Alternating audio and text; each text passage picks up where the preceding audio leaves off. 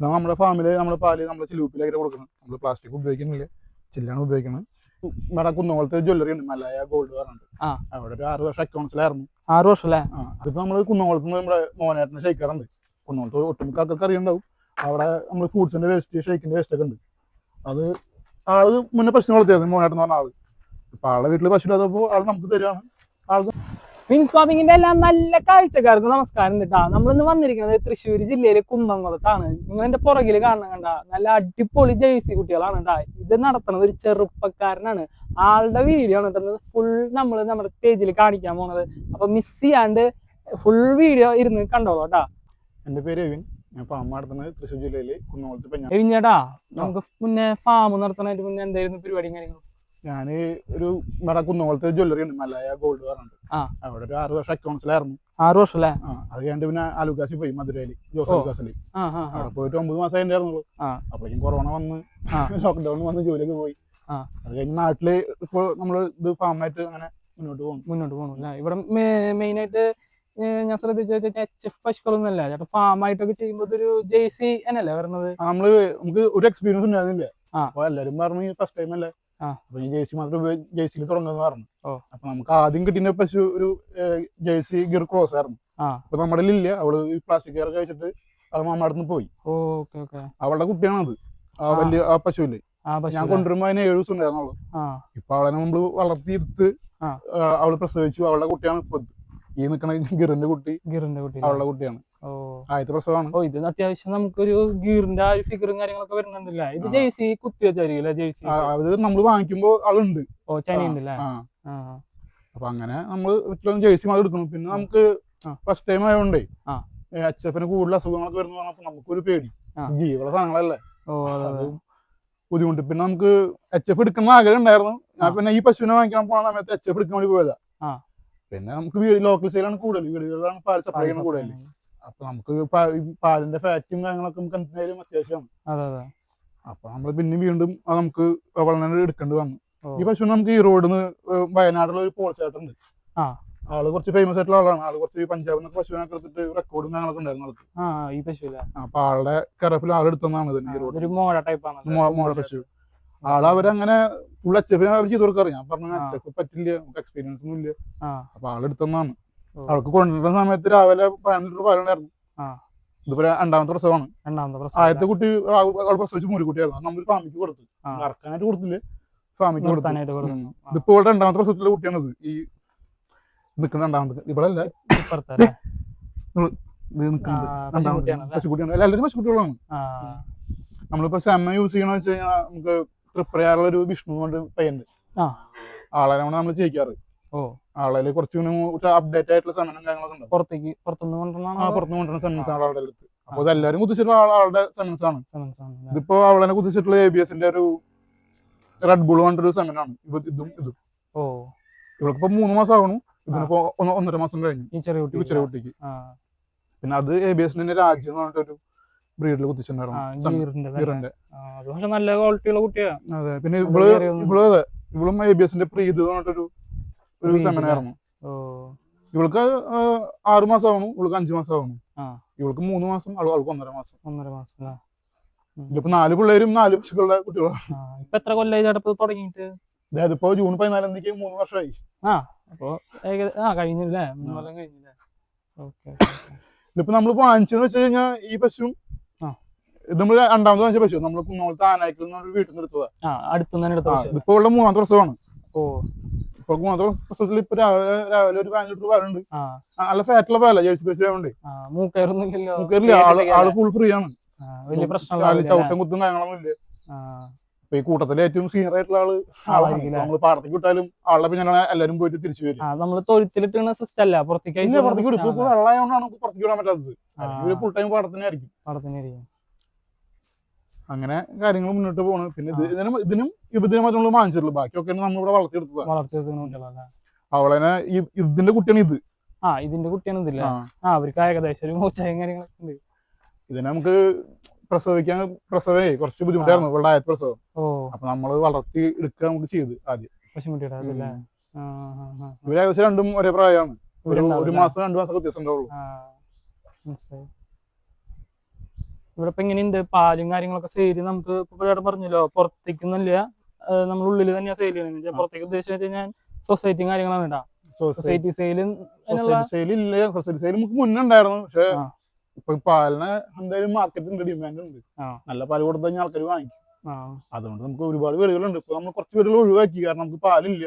നമ്മൾ അവരുടെ അടുത്ത് പറഞ്ഞു പാല് കുറവാണ് പറഞ്ഞപ്പോ അവർ ഓക്കെ പറഞ്ഞത്, നമുക്ക് അതൊന്നും ചെയ്യാൻ പറ്റില്ലല്ലോ, വെള്ളം വെച്ചൊന്നും പാല് കൊടുക്കാൻ പറ്റില്ല. അപ്പൊ അങ്ങനെ കുറച്ച് വീടൊക്കെ ഒഴിവാക്കി. ഒരു 100 വീടിന്റെ അടുത്തുണ്ടാവും. പിന്നെ ആഴൂരി 1/2 ലിറ്റർ അത്രയും ഇതിലേക്ക് കൊടുക്കും. പിന്നെ നമ്മുടെ തൊഴുത്തിന്റെ സിസ്റ്റം വന്നിരിക്കുന്നത് ഭയങ്കര പഴയ കാലത്ത് പോലെ ഓല മേഞ്ഞിട്ടുള്ള സിസ്റ്റം. അത് ഒന്ന് നമുക്ക് ഫണ്ടിന്റെ ഇഷ്യൂ, ഷീറ്റൊക്കെ ഇടണമെന്നുണ്ടെങ്കിൽ ഒരു സംഖ്യ എമൗണ്ട് വേണം. പിന്നെ പശുക്കൾക്ക് നല്ലത് ഓലയാന്ന് പറഞ്ഞപ്പോ പിന്നെ നമ്മൾ ഓലയിലിട്ടു. ഇപ്രാവശ്യം മഴയിൽ കുറച്ച് ഡാമേജ് പറ്റി, മരങ്ങൾ വീണിട്ട്. മരമൊക്കെ വീണത് കാറ്റിനൊക്കെ ഓല കുറച്ചൊക്കെ ഡാമേജ് ആയി. അപ്പൊ ഇതൊന്ന് മഴ ഒതുങ്ങിട്ട് വേണം അതൊന്ന് ശരിയാക്കണം ലെവലാണ്. കാരണം ഇവിടെ ചൂടുണ്ടാവില്ല, നമുക്ക് പശുക്കൾക്ക് ചൂടില്ല, ആൾക്ക് സുഖമായിട്ടിരിക്കുക അവിടെ.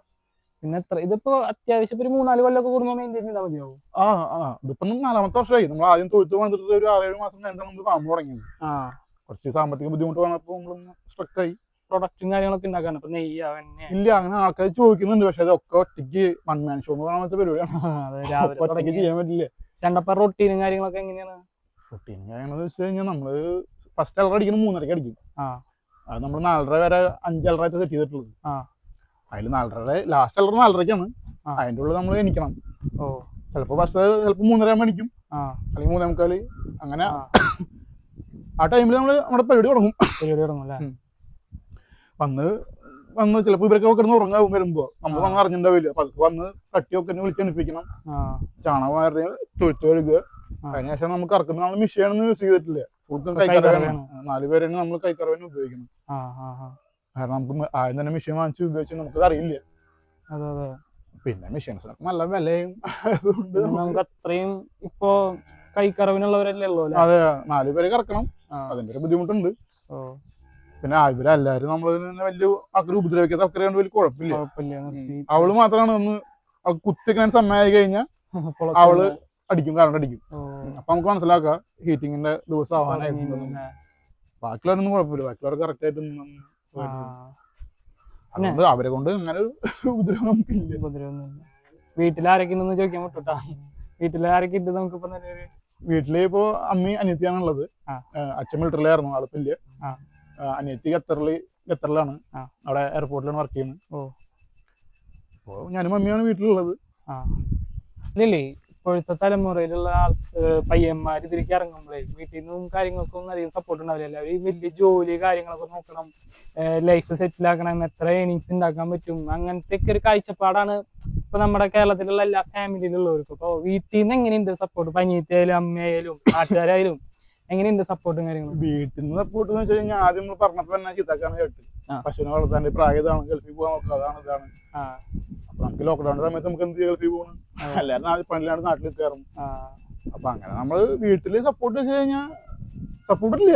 പറഞ്ഞ സമയത്ത് ഫുള്ള് ചിത്താക്ക് തന്നെ ആയിരുന്നു, എന്ത് ചെയ്താലും കുറ്റം പറയാ, അങ്ങനെയുള്ള കാര്യങ്ങളായിരുന്നു. ഇപ്പൊ നമ്മളെ കഷ്ടപ്പെട്ട് കാണുമ്പോ നമ്മുടെ അച്ചീവ്മെന്റ്സ് ഗോളുകൾ കണ്ടു.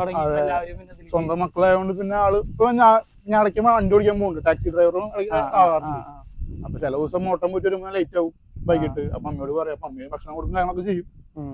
ആള് അങ്ങനത്തെ കാര്യങ്ങളൊക്കെ ചെയ്യും. പക്ഷെ എന്നാലും ഉള്ളിന്റെ ഉള്ളിൽ ഒരു ബുദ്ധിമുട്ട് ആൾക്ക് ഉണ്ട്. പക്ഷെ ഇപ്പൊ കുഴപ്പമില്ല കേട്ടോ, ഇപ്പൊ ഒന്നും പറയാറൊന്നുമില്ല. എന്തുകൊണ്ട് കാര്യമില്ല, നമ്മുടെ പാഷനായിട്ട് നമ്മൾ ചെയ്യാന്ന് മാത്രമേ. പിന്നെ അനിയത്തി അവൾക്ക് കുഴപ്പമൊന്നുമില്ല, അവള് ഫുൾ സപ്പോർട്ടാണ് എല്ലാ കാര്യങ്ങളും. അവള് വന്നു കഴിഞ്ഞാൽ തീറ്റ വാങ്ങിക്കുക, പശുവിനെ പഴം വാങ്ങിച്ചു കൊടുക്കുക, അങ്ങനെ കാര്യങ്ങളൊക്കെ അവള് ചെയ്യാറുണ്ട്. ഇത്രയും കാലത്തൊരു എക്സ്പീരിയൻസ് കൊണ്ട് എങ്ങനെയുണ്ട് പശു വളർത്തല്? ലാഭമാണോ നഷ്ടമാണോ? പശു വളർത്തൽ ലാഭമാണ് നഷ്ടമാണെന്ന് വെച്ച് കഴിഞ്ഞാൽ അത് ലാഭത്തിലും നഷ്ടത്തിലും പോകും. 2 തരത്തിലാണ് അത് നമുക്ക് പോകുന്നത്. കാരണം ഇപ്പൊ തീറ്റയ്ക്ക് വില എന്ന് വെച്ച് കഴിഞ്ഞാൽ നമ്മൾ തുടങ്ങുന്ന സമയത്ത് 1320 ആയിരുന്നു ചാക്ക് പല്ലറ്റിന്. ഇപ്പൊ അത് നിൽക്കുന്നത് 1520 200 രൂപ അടുത്ത് വ്യത്യാസം വന്നു 3 കൊല്ലത്തിനുള്ളിൽ. ആ പാലിനാണെങ്കിൽ വിലയും കൂട്ടിയിട്ടില്ല, ഒന്നുമില്ല.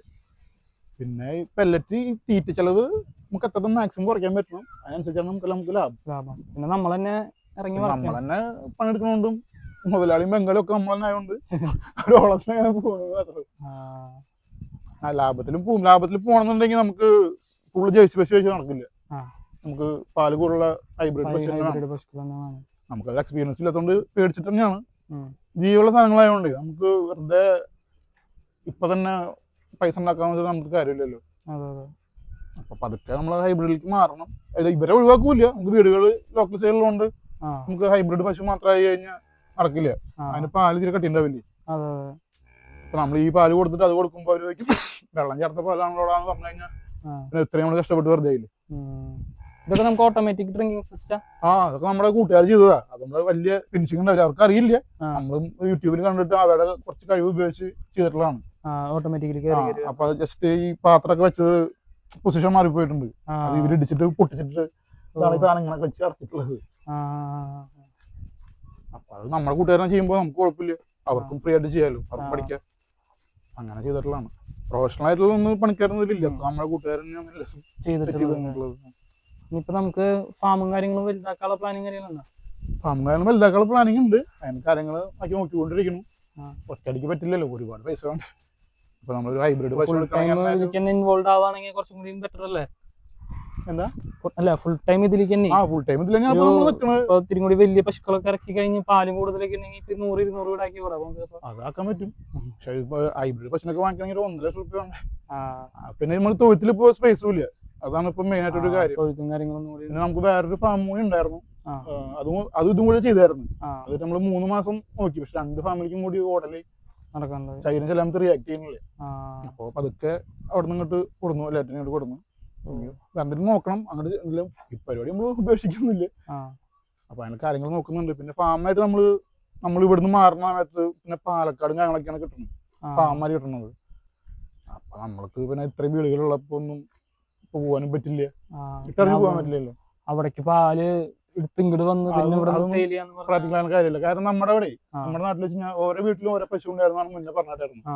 ഇപ്പൊ നമ്മുടെ 1 കിലോമീറ്ററിന്റെ ചുറ്റുള്ളതിൽ ചിലപ്പോ ഇവിടെ മാത്രം ചിലപ്പോ പശു ഉണ്ടാവുള്ളൂ. അപ്പൊ പശുവിന് പാലിനൊക്കെ ആൾക്കാരുണ്ട്, എല്ലാറ്റിനും ആൾക്കാരുണ്ട്. പശു ഈ പാലിന് എപ്പോഴും ഡിമാൻഡുള്ള സാധനമാണ്, മാർക്കറ്റ് പോവില്ല. സത്യമാണ്. നമ്മള് നല്ല ക്വാളിറ്റി ഉള്ള കാര്യം കൊടുത്തു കഴിഞ്ഞാൽ പാലായാലും മീറ്റ് ആയാലും എഗ് ആയാലും അത് ആൾക്കാർ വാങ്ങിക്കും. ആവശ്യക്കാർ ആൾക്കാർ പൈസ ഇല്ലല്ലോ നോക്കണം, ആൾക്കാർ ആരോഗ്യം ബെറ്റർ ആയിട്ടുള്ള സാധനം കിട്ടണമെങ്കിൽ ആൾക്കാർ അത് വാങ്ങിക്കും.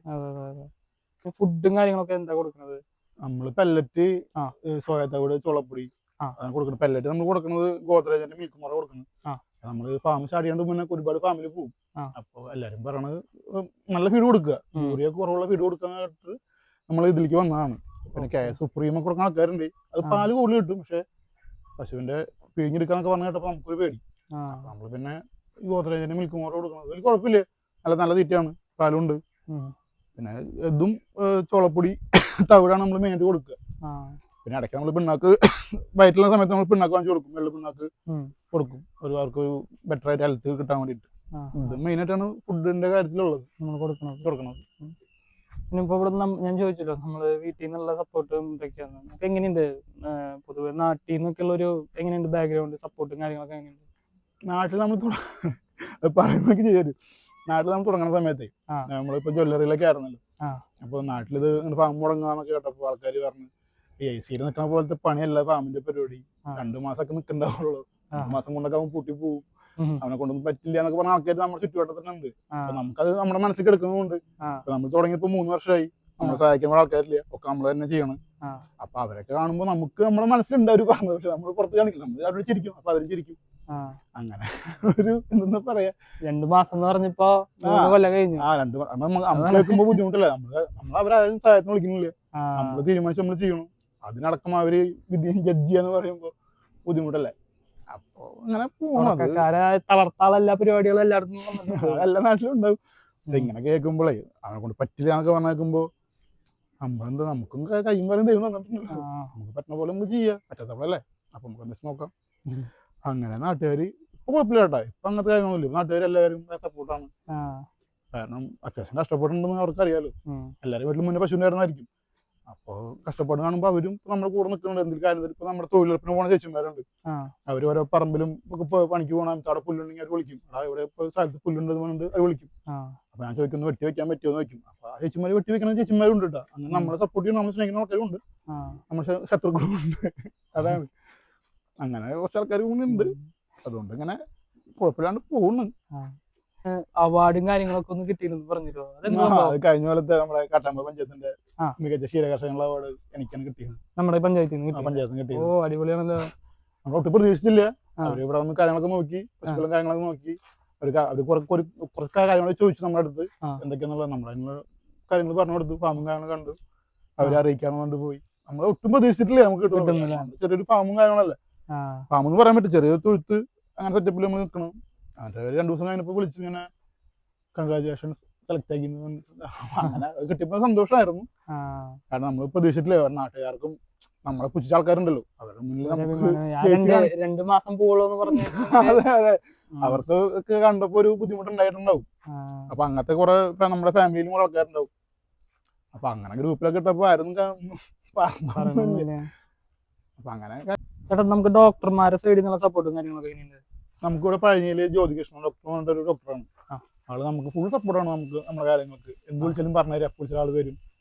ആളുടെ ഭാഗത്തുനിന്ന് ആളുടെ മാക്സിമം നമുക്ക് ചെയ്തു തരുന്നുണ്ട്. അതുകൊണ്ട് ആ കാര്യത്തില് ഒരു പേടി എനിക്കില്ല. അല്ല, ഒരുപാട് വീഡിയോയിൽ ഞാൻ കേട്ടിട്ടുണ്ട് ഡോക്ടർമാരെ സപ്പോർട്ട് ചെയ്യുന്നില്ല എന്നുള്ളത്. പക്ഷെ എനിക്കെന്തോ ഇവിടെ അങ്ങനെയല്ല.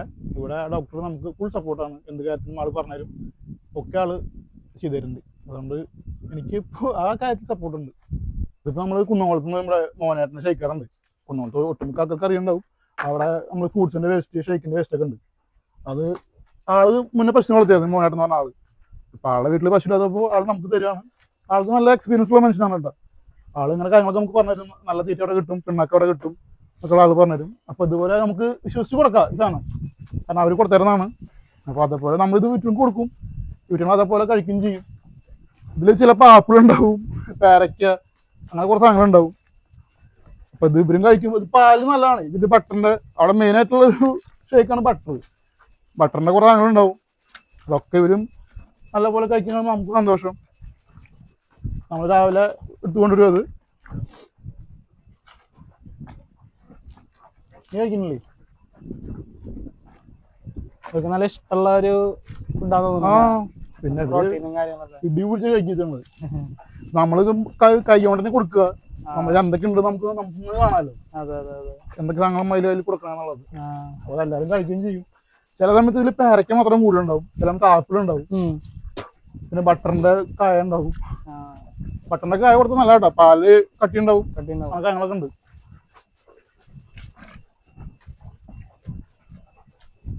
ഇടി പിടിച്ച് കഴിക്കില്ല അതിനകത്ത്.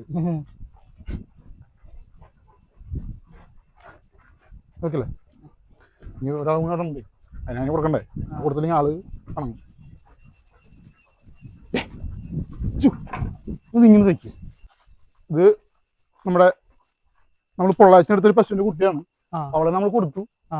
ഇപ്പോ നമ്മൾ കൊണ്ടുവരുമ്പോൾ 5 ദിവസം ഉണ്ടായിരുന്നു, കുഞ്ഞു കുട്ടിയായിരുന്നു. ഇതിപ്പോ അവളെ കുത്തി വെച്ച് ചന പിടിച്ച് 6ാമത്തെ മാസമാണ് ആൾക്ക് നിൽക്കുന്നത്. ചനയിലാണല്ലേ? ചനയിലാണ് ആള് നിൽക്കുന്നത്. 6 മാസമായിട്ടുണ്ട്. അപ്പൊ ആളെ ഒന്ന് പുറത്തിറക്കി കെട്ടിച്ച് നിർത്തിയെടുക്കുകയാണ് ഇപ്പോ. ചിന്നുവാന്റെ പേര്, ചിന്നുവാ വിളിക്കുക.